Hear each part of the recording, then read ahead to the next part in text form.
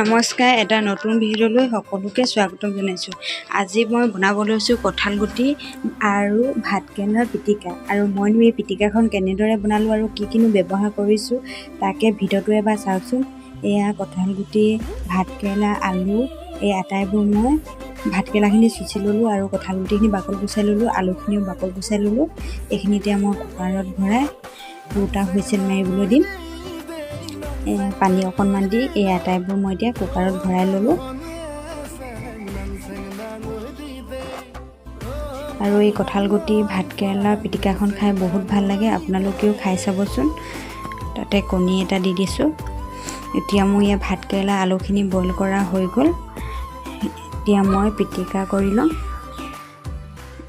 আৰু পিটিকা কৰিবৰ কাৰণে এয়া মই জোখ অনুযায়ী নিমখ অকণমান দি দিছোঁ আৰু পিঁয়াজ অলপ দিছোঁ। আৰু ইয়াত মই এতিয়া মিঠাতেল অকণমান দিম। পিঁয়াজখিনি দিয়ে আটাইবোৰ মই ইয়াত পিটিকা কৰি লৈছোঁ। পিটিকা কৰিব এনেও সকলোৱে জানেই। আৰু এয়া জোখ অনুপাতে এতিয়া মই ইয়াত তেল অকণমান দিছোঁ।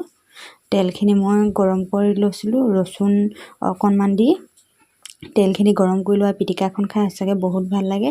আৰু আজি ভিডিঅ'টো ইমানেই আছিল। কেনেকুৱা লাগিলে ভিডিঅ'টো চাই জনাবচোন। আৰু ভিডিঅ'টো শেষলৈকে চোৱাৰ বাবে বহুত বহুত ধন্যবাদ।